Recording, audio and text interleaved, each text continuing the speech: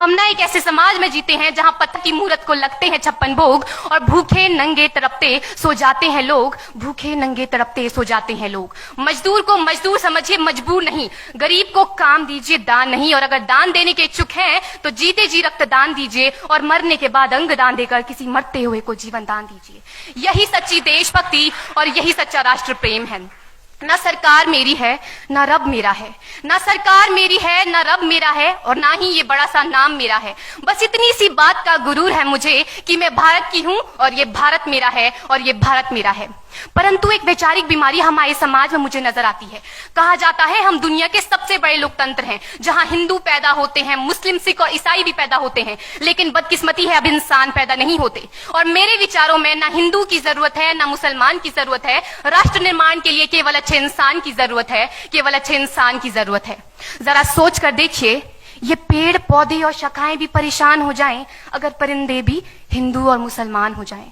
एक शैक्षणिक बीमारी भी हमारे समाज में मुझे नजर आती है, और बड़े ही आश्चर्य की बात है, जिस देश ने पूरी दुनिया को तक्षशिला और नालंदा देकर के विश्वविद्यालय शिक्षा की बुनियाद रखी, आज विश्व के 100 सर्वश्रेष्ठ विश्वविद्यालयों में हमारा एक भी विश्वविद्यालय खड़ा नहीं हो पाता। जहां एक और हमारे पास IIT, IIM और NIT जैसे शिक्षण संस्थान हैं, तो वहीं दूसरी ओर इस देश के गरीबों को बेरोजगारी की जमात में खड़ा करने के लिए उनके हाथ में सर्व शिक्षा अभियान का झुंझुना पकड़ा दिया जाता है।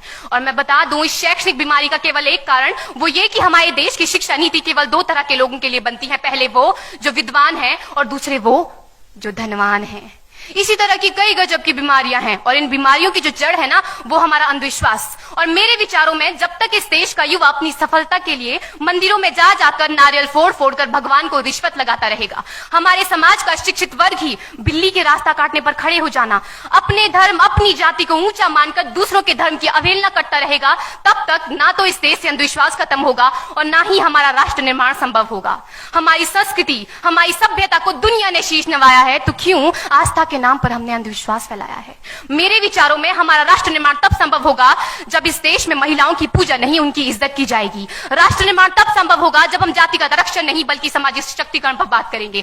राष्ट्र निर्माण तब संभव होगा जब स्वच्छता अभियान में केवल सरकार नहीं बल्कि सड़क पर चलने वाला हर एक नागरिक हाथ बंटाएगा, स्वच्छ भारत स्वस्थ भारत को दिल से अपनाएगा।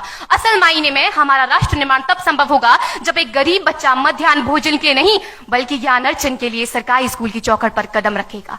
और हमारा राष्ट्र निर्माण तब तक संभव नहीं होगा जब तक एक नागरिक नैतिक रूप से सटीन, चारित्रिक रूप से भ्रष्ट, मानसिक रूप से दिवालिया, धार्मिक रूप से अंधा, राजनीतिक रूप से गंदा, स्वैच्छिक मान मूल्यों के आंकड़ों में जिन्न शिन्न पैपंदमयी अखंड भारत को खंड खंड करता रहेगा, तब तक हमारा राष्ट्र निर्माण संभव नहीं होगा।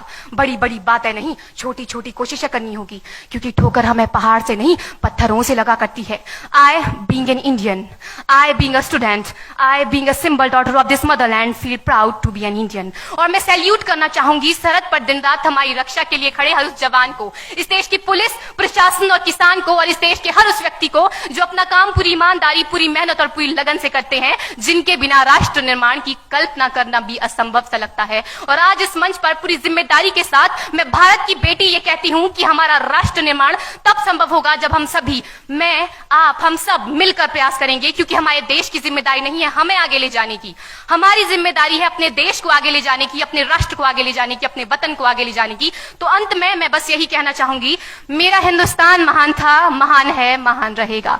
मेरा हिंदुस्तान महान था, महान है, महान रहेगा। होगा हौसला सबके दिलों में बुलंद तो एक दिन पाकिस्तान भी जय हिंद कहेगा। पाकिस्तान ही क्यों, सारा जहान जय हिंद कहेगा, क्योंकि सारे जहां से अच्छा हिंदुस्तान हमारा, सारे जहां से अच्छा हिंदुस्तान हमारा। हम